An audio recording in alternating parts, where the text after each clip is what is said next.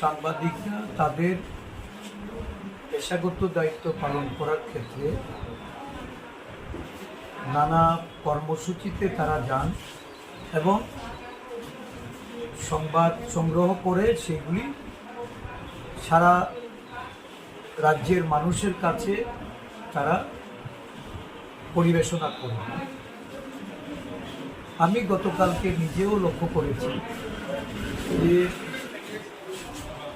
একজন দাম্ভিক, অহংকারী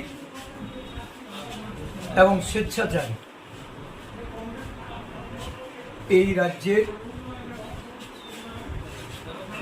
শাসক দলের মন্ত্রী সাংবাদিকদের সম্পর্কে কটূক্তি, নানা মন্তব্য উনি ছুড়ে দিয়েছে। এটা অত্যন্ত নিন্দনীয়।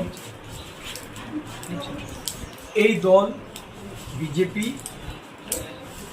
তারা ভারতবর্ষের গণতন্ত্র মানে না, গণতান্ত্রিক স্তম্ভগুলিকে তারা পদদলিত করে নিজেদের কুক্ষিগত করে এই দেশটাকে তারা শাসন করতে চায়।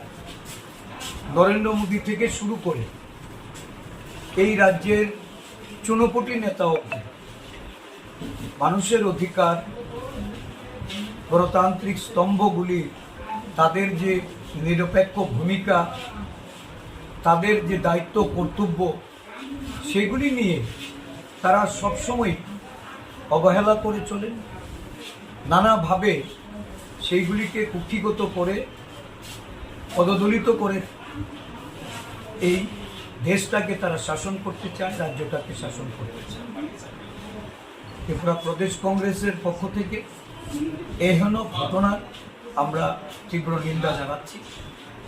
যারা পেশাগত দায়িত্ব পালন করে যাচ্ছেন তাদের প্রতি আমরা সহমর্মিতা জ্ঞাপন করছি।